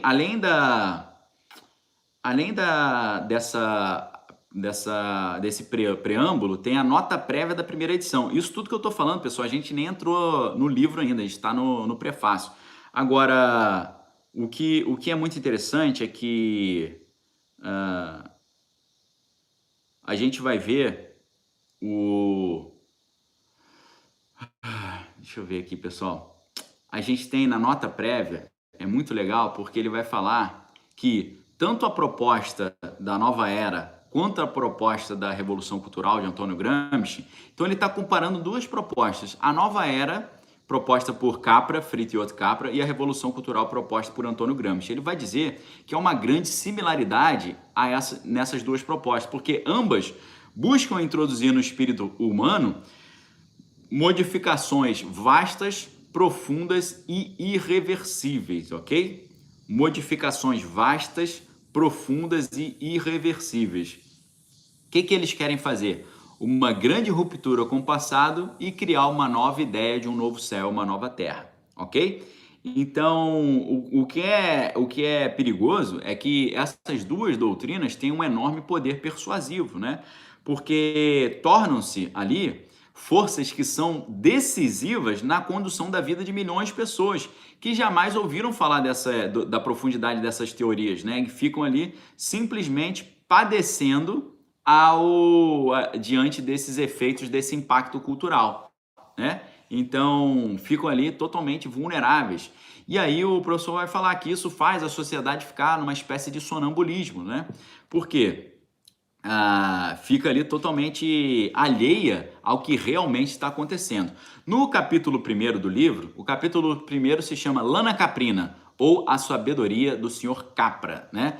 E aí ele vai tratar da visita que Fritiot Capra fez ao Brasil em 1993 e o prestígio que ele teve no meio dessa intelectualidade, né? Ele estava anunciando seu livro muito famoso, Ponto de Mutação. Então ele foi exaltado e louvado toda essa intelectualidade brasileira, né? E o Ponto de Mutação visto ali como um grande livro profético. Por quê? O que o Fritiot Capra falava nesse livro O Ponto de Mutação? Ele falava sobre o fim do consumo de combustíveis fósseis, estamos vendo já isso hoje, o fim do patriarcado e a substituição da ciência por um modelo holístico, ok? Uma ciência mais assim mística. Então, a nova era significa o advento dessas três coisas para Fritjof Capra, ok? Essa nova era que ele está falando é o fim do consumo de combustíveis fósseis, nós estamos vendo isso exatamente hoje, o fim do patriarcado, esse negócio da normalidade do homem, né, como a referência, e a substituição científica para um modelo mais holístico, né? Esse processo aí, o que o Capra vai dizer, esse processo precisa ser acelerado, e ele está totalmente acelerado hoje, é o que você está vendo, né?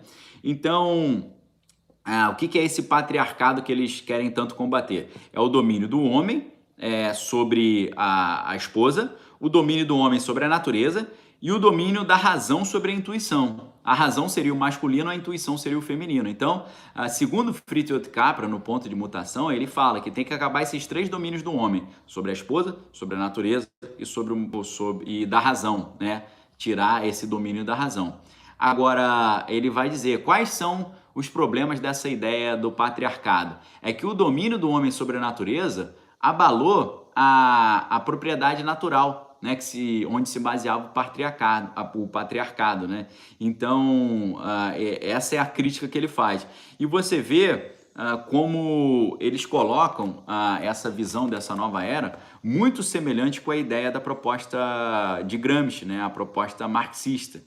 Então, existe uma sintonia muito grande entre essa visão de mundo em que o homem é o seu próprio Deus e essa visão de mundo que a propriedade privada, né, e o paradigma humano é muito negativo. É claro que você vê no livro A Invenção da Família e tal, da propriedade privada do Friedrich Engels, você vai ver ele falando, né, que a família foi a primeira propriedade privada porque foi o momento que um homem falou, essa mulher é minha e ninguém encosta nela, ela é só minha. Então, para Friedrich Engels, a família é o primeiro elemento, a primeira ideia que existiu da propriedade privada, porque foi quando o homem falou, essa mulher é minha, ninguém encosta nela, tá certo? Então, assim, o negócio... aí você começa a entender por que existe tanto esse cacuete de criticar, né, o paradigma da família tradicional, né? E o professor Olavo vai mostrar isso como um movimento que caminha para o final dos tempos, literalmente, né? Ele vai citar um comentário do Richard Wilhelm, que diz o seguinte, ó, o poder da treva subiu a um posto tão alto que pode trazer dano a quantos estejam ao lado do bem e da luz, mas no fim o poder das trevas perece por sua própria obscuridade. Ou seja, o professor Olavo não tem pudor nenhum de reconhecer que isso aqui é explicitamente uma luta do bem contra o mal, né? E o Capra, né, ele enxerga, o Fritjof Capra, ele vai enxergar a sociedade como uma espécie de luta de classes, né? E ele vai dizer que... ele diz, o professor Olavo tem uma passagem muito interessante onde ele fala o seguinte, ó, desde então, a história das ideias ocidentais tem sido marcada por uma oscilação pendular entre ideologias da dominação e ideias de submissão, o classicismo e o romantismo, a revolução e a reação, o historicismo e o naturalismo, o cientificismo e o misticismo, o ativismo prometético e o evacionismo quietista, marxismo e existencialismo, revolução cultural e ideologia da nova era. Ok? Então, é um negócio, assim, muito interessante, né? Por quê? O Ocidente, então, decidiu fazer o quê? Dominar a natureza e apaga a transcendência, a partir de Descartes, né? Você vai entender muito claramente no livro Visões sobre Descartes, que está lá no grupo de leitura. Esse livro está com 52% de desconto, se eu não estou enganado, é um negócio só hoje, ok, pessoal? Só hoje, os links estão aqui. Então, Capra apresenta a sua visão da história cultural como uma alternativa ao marxismo. Ele fala, não, a gente tem uma maneira mais legal de ver a história. Então, o que é, no final das contas, esse marxismo? É a submissão da natureza à história. É a natureza ficar subjugada à história. E o que a nova era vai dizer? Não, nós preferimos, em vez de subjugar a natureza à história, nós preferimos integrar o homem à natureza. Entendeu? Então são duas vias que acabam desembocando no mesmo lugar e acabam ali chegando no mesmo sentido, né? Porque quando você olha a obra de Antônio Gramsci, O Gramsci ele propõe uma revolução cultural que vai fazer o quê? Vai subverter todos os critérios admitidos do conhecimento, instaurando no seu lugar uma espécie de historicismo absoluto, no qual a função da inteligência da cultura já não é mais captar a verdade, mas apenas expressar a crença coletiva, colocada assim fora e acima da distinção entre verdadeiro e falso. É a total submissão do objeto, que é a natureza, ao sujeito, que é a humanidade histórica. Ou seja, a verdade deixa de ser uma referência. O intelecto ele deve só expressar o coletivo, o coletivismo, ok? Então, assim, você vê você olhando, lendo esse livro, você começa a enxergar a realidade nossa ao nosso redor como, de uma forma muito mais eficiente, de uma forma muito mais clara, né? De uma forma muito mais compreensível. Você vê nessa proposta toda, né, de superar o patriarcado, no fundo disso, né, segundo o Gerhard Mandel, no livro La Révolte contre le Père, né, a revolta contra o pai, você vai ver o impulso do homem para superar o pai, né? E aquela ideia de matar Deus, né, do Nietzsche, né? Tanto no Nietzsche, quanto no Freud, quanto no Foucault, quanto no Deleuze, ou que já estava lá no Nimrod, né? O Nimrod falando eu sou o cara, né? O Nimrod vencendo ali o patriarcado, querendo subir, construir a Torre de Babel para poder matar Deus, né? Se vingar de Deus e tal. Então você vê que você tem um caminho assim meio irracional. Por quê? Você tem uma revolta contra o pai e você tem também, com Capra, você tem quase que uma regressão ao útero, né? Uma regressão uterina. Então, uma proposta assim de reconstruir o homem a partir de uma total alienação ideológica, né? E nesse momento do livro, eu me lembro de um outro livro muito legal, que é um livro chamado... Como é que é? The Faith of the Fatherless. A gente tratou desse livro no meu livro aqui, que é o Manual de Sobrevivência do Cristão no Século XXI, ok? No meu livro que está com 45% de desconto, se você comprar os dois, está com mais 50% de desconto, tá? Só hoje, ok? Nesse livro aqui, eu trato dessa proposta, né, que eles têm de eliminar o pai, né? Eliminar o pai, eliminar o patriarcado. Então, é muito interessante esse conceito, porque você vai ver ali uma proposta de um psicanalista que vai falar exatamente sobre isso. Por quê?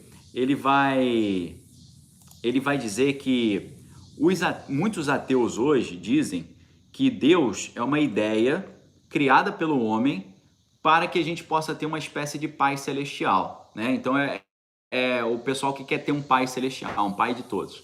Então eles fazem a crença em Deus como uma projeção psicológica de quem quer ter pai. Só que aí o autor desse livro, The Faith of the Fatherless, né, que é um livro muito interessante, não tem em português, infelizmente, né? O nome do livro é A Fé daqueles que não têm pai, a Psicologia do Ateísmo, que é do Paul Witz. Esse livro é muito interessante porque ele vai dizer, olha só, pessoal, se vocês estão dizendo que Deus é uma ideia que aqueles que querem ter um pai inventaram, na verdade, a gente pode usar o mesmo princípio para dizer que o ateísmo é uma invenção também. Por quê? Se você está dizendo que Deus é uma ideia que aqueles que querem ter um pai inventaram, eu posso dizer que aqueles que não querem ter um pai inventaram que Deus não existe porque eles não querem ter responsabilidade nem cumprir regras. São crianças mimadas que não querem ter uma regra para seguir, querem viver sem regra, ok? Então é muito interessante a gente ver por esse aspecto aqui também, tá bom? Então, galera, é uma ideia muito curiosa. Hoje não faz tanto sucesso essa ideia do ponto de mutação do Fritjof Capra, mas é um negócio assim que é impressionante, que impregnou muitos intelectuais brasileiros.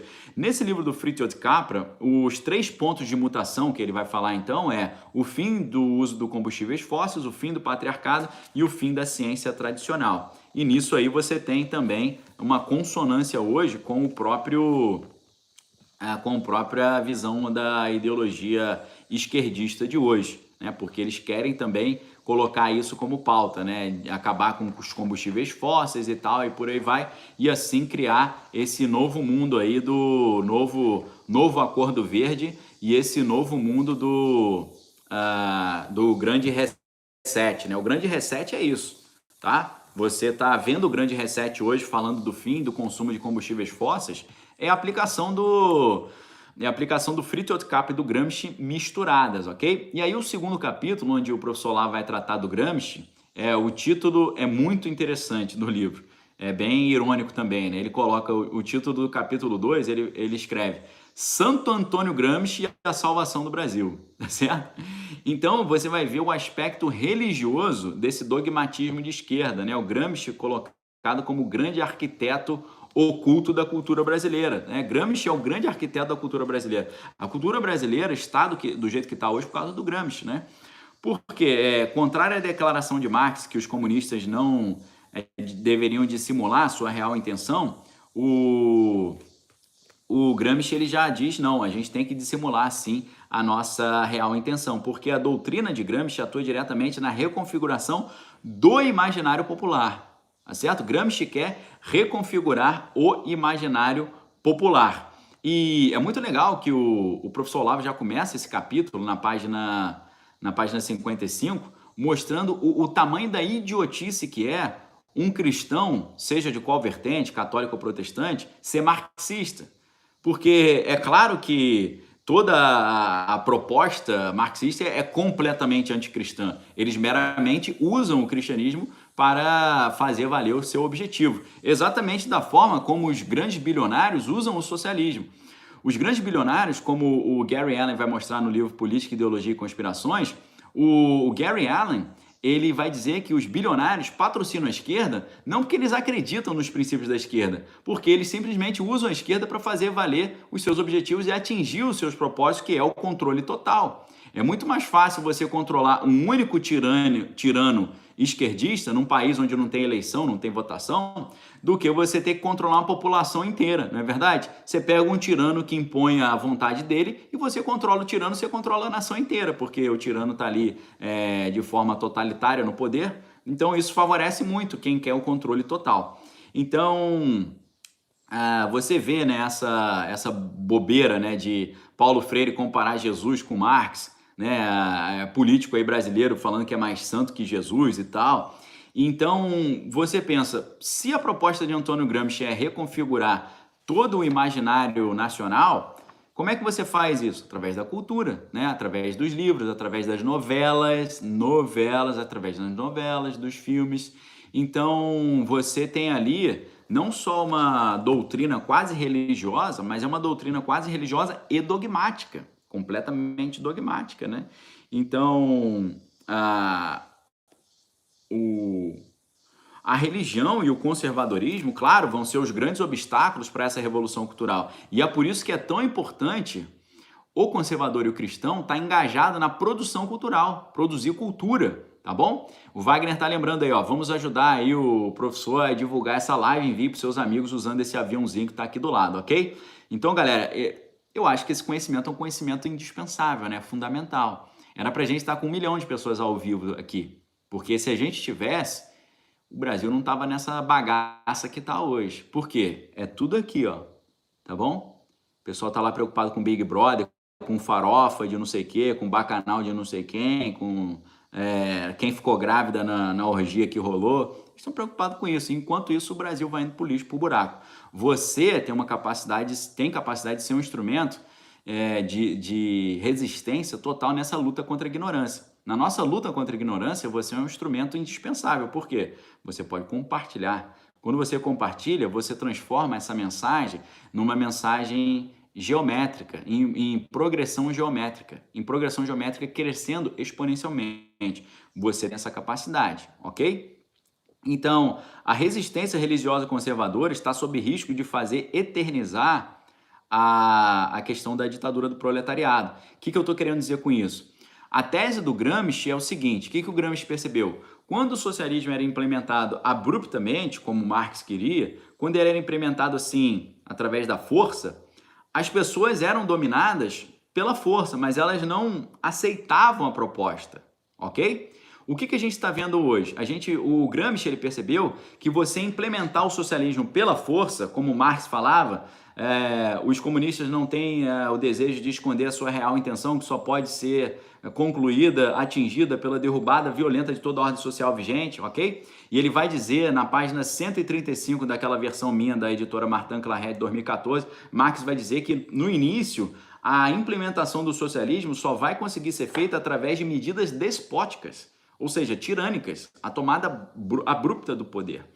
O Gramsci percebeu que essa tomada abrupta do poder e forçar todo mundo a virar socialista não funcionava porque você eternizava a primeira fase, que é a fase da tirania do proletariado. Então, a tese do Gramsci é, para que o conservadorismo arraigado na população, assim como a religiosidade, não eternizem essa tirania do proletariado, essa fase revolucionária, a ideia é adestrar o povo para o socialismo antes de fazer essa revolução. Porque quando você fizer a revolução, todo mundo vai aceitar de mão beijada. Hoje o pessoal que defende essas bandeiras aí dessa causa verde, do grande reset, dessas farofas aí, do bacanal, da orgia, o pessoal tá introjetando essa proposta. Por quê? Quando você combate o paradigma judaico-cristão, você está tirando de cena para o socialista o seu maior obstáculo. Então hoje, se o Brasil virar assim, de repente, socialista, grande parte das pessoas vai achar lindo, porque é a continuação da pregação daquilo que eles já estão fazendo há muito tempo. Ou seja, fazer com que todos pensem, sentem e ajam como membros do Estado comunista enquanto ainda vivendo num quadro externo capitalista. Assim, quando vier o comunismo, as resistências possíveis já estariam neutralizadas de antemão e todo mundo aceitaria o novo regime com a maior naturalidade. Hoje no Brasil, o pessoal do mercado financeiro, se eles implementarem o socialismo no Brasil, mas continuarem dando lucro para os investidores, eles não estão nem aí, eles querem nem saber. É por isso que tem muita gente falando, como na época do Partido dos Trabalhadores era legal, como naquela época era interessante, naquela época eu ganhei muito dinheiro, naquela época eu me dei muito bem. Esse pessoal que atua nas finanças e não tem noção da guerra cultural, está totalmente alienado a esse processo e a margem de manobra total. Você vê nos Estados Unidos Wall Street, né, o capital financeiro americano, apoiando o atual governo que tem essa bandeirinha esquerdinha aí declarada, né? Então, o que Gramsci faz? Gramsci ele inverte a lógica revolucionária de Lenin, né? Lenin ele queria o quê? Implementar por meio da força. Gramsci quer o quê? Quer seduzir, quer consentimento, quer hábito, quer repetição. Sabe, a gente imagina assim, um cara rico que ele tá apaixonado por uma menina e ele toma essa menina à força e leva ela para uma ilha deserta. Essa menina vai ser obrigada a ir com ele para uma ilha deserta, mas nunca vai ser apaixonada por ele. A outra maneira que Gramsci propõe é o seguinte, é você enrolar essa menina, falar, olha o meu iate, olha o meu avião, e aí você enrola essa menina de que você é um cara legal, na verdade é um grande filho da mãe. Então é a diferença entre você fazer uma violência e você seduzir. É a diferença entre você conquistar pela força e você conquistar pelo consentimento. Lenin queria tomar o poder para criar depois a hegemonia. Gramsci quer primeiro a hegemonia para depois chegar ao poder, suavemente, imperceptivelmente, né? Antecedido pela hegemonia, o poder se torna completamente absoluto e incontestável. Então, primeira etapa, eliminar ideias adversas, segunda etapa, tomar o poder. Então, é claro que é uma grande inspiração de Gramsci e Maquiavel, né? Porque Gramsci vai falar sobre o príncipe moderno, né? Gramsci está muito inspirado em Maquiavel, e ele vai falar sobre esse príncipe moderno. O príncipe moderno é o partido, né? É o partido que não tem consciência moral. O príncipe moderno é o Estado, é o próprio partido. E aí você tem o intelectual.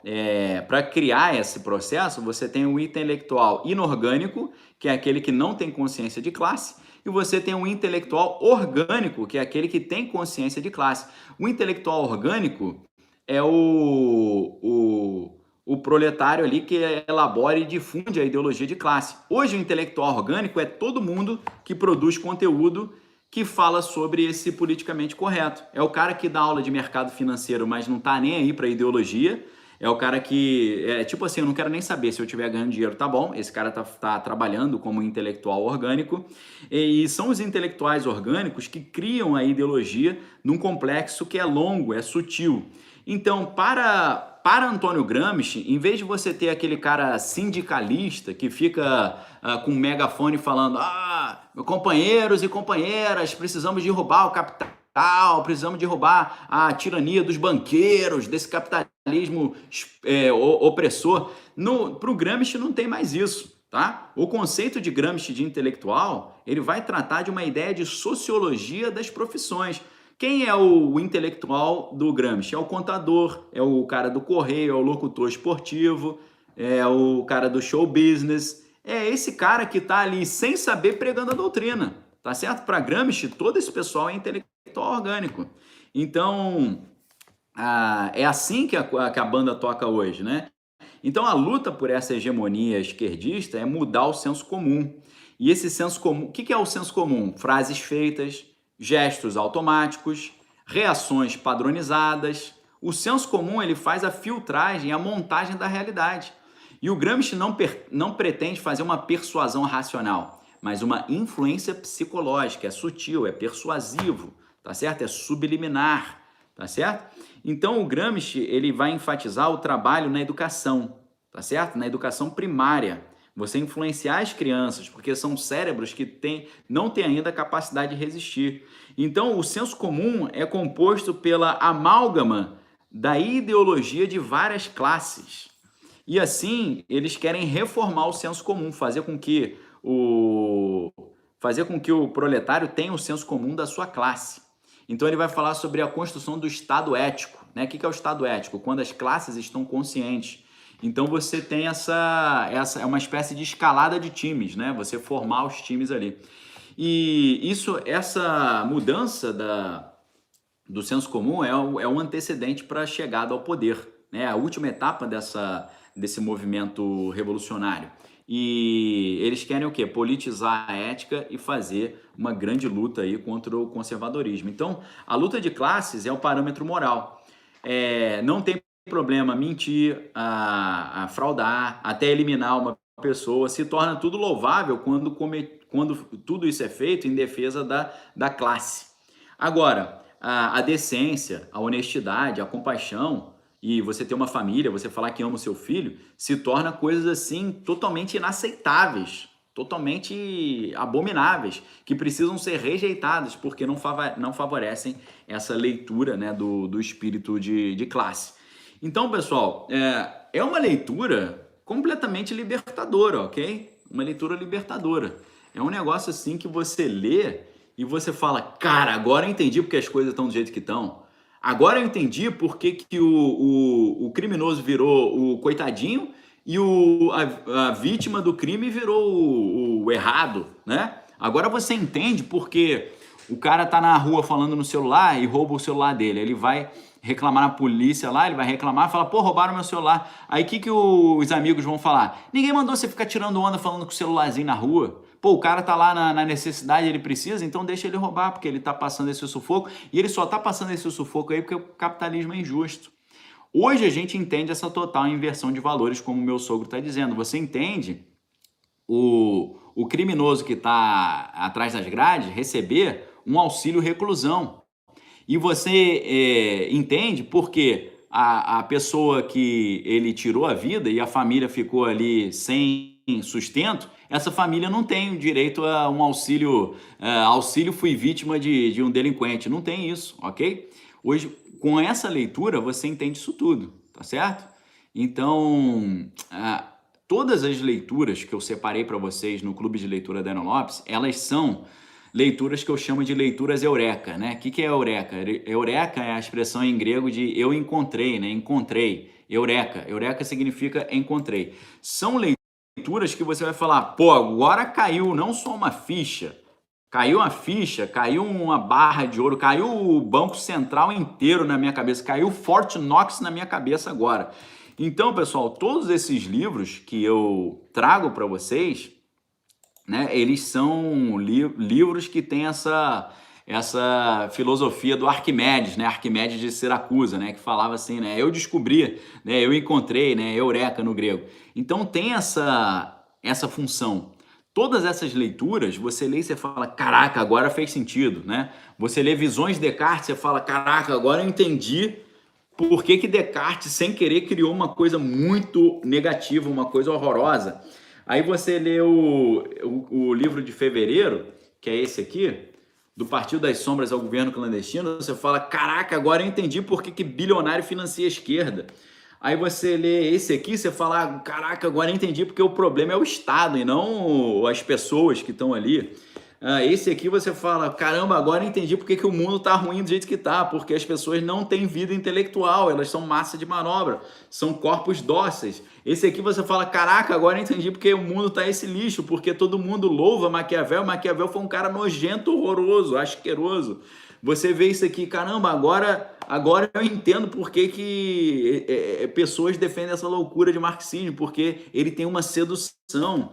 Esse aqui, que é a Abolição do Homem, do C.S. Lewis, você fala, caraca, agora eu entendi como combater o relativismo, como o relativismo não faz sentido, o relativismo destrói a própria ideia do que é o ser humano. Nesse livro aqui você fala, caraca, agora eu entendi como esses tiranos conseguem dominar as massas com as ideias mais loucas e mais sem sentido, ok? Lembrando que esses são os 12 livros que a gente vai estudar no Clube de Leitura, último dia para você entrar hoje, tá?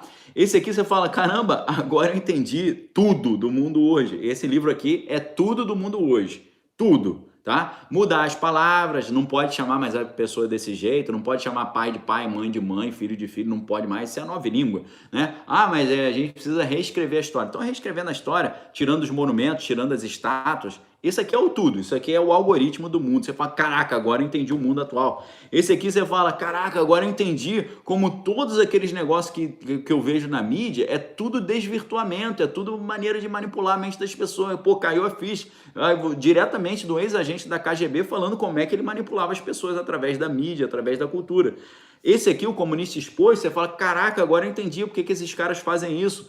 Ele, na década de 50, ele elencou os 45 passos para a implementação do socialismo lá nos Estados Unidos. E desses 45, só falta um para ser realizado. 44 já estão realizados, ok? Você fala, caramba, agora eu entendi, porque isso aqui é um planinho. Isso que você está vendo no mundo hoje é um planinho.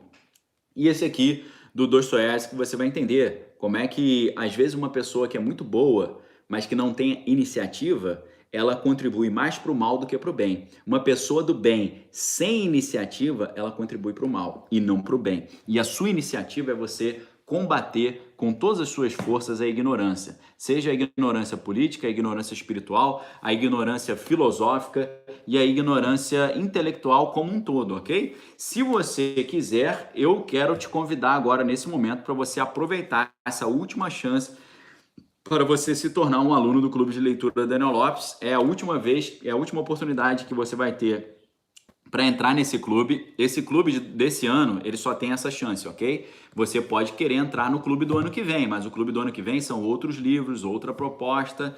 Para ler junto comigo esses livros e aprender a rebater todas essas lorotas e mentiras aqui, você só tem a chance hoje. A sugestão, venha estudar conosco, 12 livros por ano, mais 2 livros bônus, 14 livros no total. Aula semanal, live mensal, grupo para tirar dúvida e mentoria, tutoria, atenção total a vocês, ok, pessoal? Eu digo para você, sem medo de errar, se todo mundo tivesse em grupos de leitura assim, se todo mundo tivesse trabalhando assim para crescer intelectualmente, para crescer conscientemente, o Brasil era uma superpotência global, tá? O Brasil estava no topo do mundo. Se todo brasileiro fizesse parte de um grupo de leitura e tivesse leituras como essas que vão valorizar a cultura, a literatura, a arte, a filosofia, o cristianismo, a questão da vida espiritual, se todo mundo fizesse parte de um clube desse, o Brasil era uma potência. Se a gente tivesse o pessoal do mercado financeiro brasileiro com essa noção, o Brasil seria uma potência. Se a gente tivesse os educadores e professores com essa noção, o Brasil seria uma potência. Você é um instrumento para disseminar esses conteúdos. Eu estou aqui entregando conteúdo e você pode me ajudar a espalhar esse conteúdo, ok? Você é um instrumento nessa revolução contra a ignorância e nessa luta contra a alienação em todas as suas mais diversas vertentes, ok, pessoal? Então, obrigado a todos aí que participaram conosco. A gente volta amanhã, né? Amanhã a gente vai ter um estudo bíblico muito importante, muito fundamental. A gente vai mergulhar na Bíblia. A Alana Tei tá falando aí, ó, sou aluno do curso e vale cada centavo. Valeu, muito obrigado, tá? Então, queridos, que a graça do Senhor Jesus, o amor de Deus, as consolações do Espírito Santo estejam cada um de vós.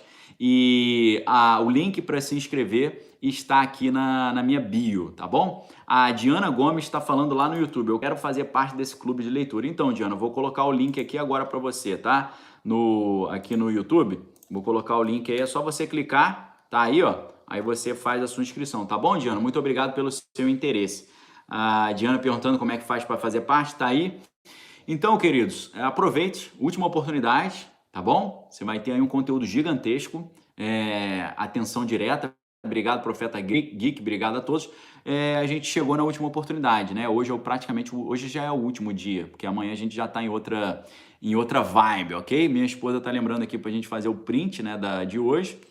Então tá aí o print, vou tirar o comentário rapidinho. Então tirei o comentário para a galera no Instagram poder me ajudar a divulgar. Como é que você ajuda a divulgar?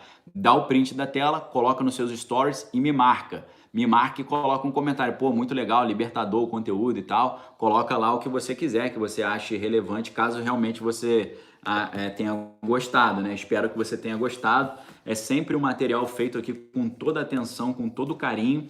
Lembrando que você pode adquirir na livraria Daniel Lopes o livro A Nova Era, Revolução Cultural, Jardim das Aflições, todos os livros citados aqui, o meu livro, Manual de Sobrevivência do Conservador no Século XXI, o Imbecil Coletivo, Libido Dominante, ok? Manual de Sobrevivência do Cristão. Então tá tudo lá na livraria Daniel Lopes, livraria.daniellopes.com.br, livraria.daniellopes.com.br, ok, queridos?